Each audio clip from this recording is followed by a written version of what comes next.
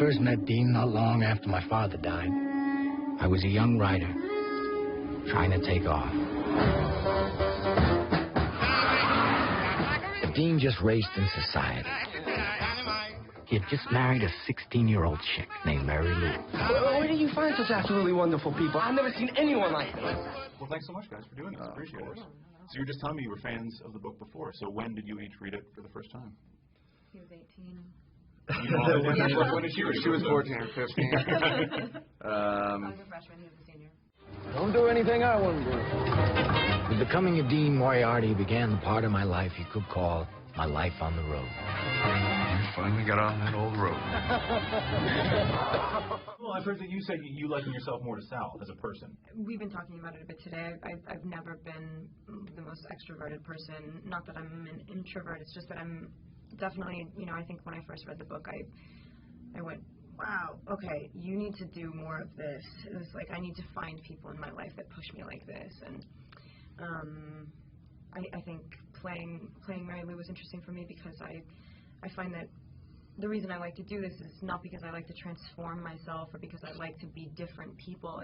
It's about finding things that are just buried and seeing if you could bring them out and learn from them and see if you want to like discard them or keep them. And I think that this was so a stretch for me. Everything that I've dealt with up until now pretty much has been more apparent to me. Like roles that I've taken have just been so instantly, I identify instantly with them. I identified instantly with the book, not with her necessarily. With her, it was like she was vivid and fun and crazy and wild, and I would want to be her friend. But so it was interesting to play the part and find out who the real person was behind the character, because you don't really know what's going on with her in her heart and her mind all the time in the book, and to know why she was the way she was really interesting and really necessary. To not just play a caricature of like a sexy, fun girl who likes to do crazy stuff. You know what I mean? It's like so much more than that. We got to have, you know, the family of the characters around. Like Neil Cassidy, that's Dean Moriarty was based off of Neil Cassidy, and John Cassidy's his son, and I got to hang and learn a lot from him and sit down and have wonderful conversations. And we actually even did a drive up the coast with the Hudson Hornet and parked it in the Beat Museum all the way. You know, it's like the grand farewell after done filming. And she got to spend so much time with Luann's daughter, which was really amazing.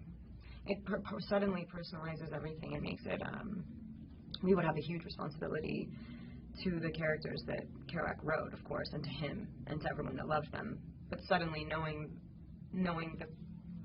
the human beings behind it, knowing their families and everything, is just sort of gave you that extra drive and push, but then also kind of put you at ease as well, because you got the sign off. It was like, okay, I'm with them. I mean, it's all coming from the right place. I'm not telling someone else's story for them. They're helping me do it. Do you know what I mean? Well, thanks so much, guys. I appreciate it. Well, after as usual, as I have done my whole life after the people that interested me. Because the only people that interest me are the mad ones. The ones who are mad to live, mad to talk, desirous of everything at the same time. The ones that never yawn or say a commonplace thing, but burn like Roman candles across the night.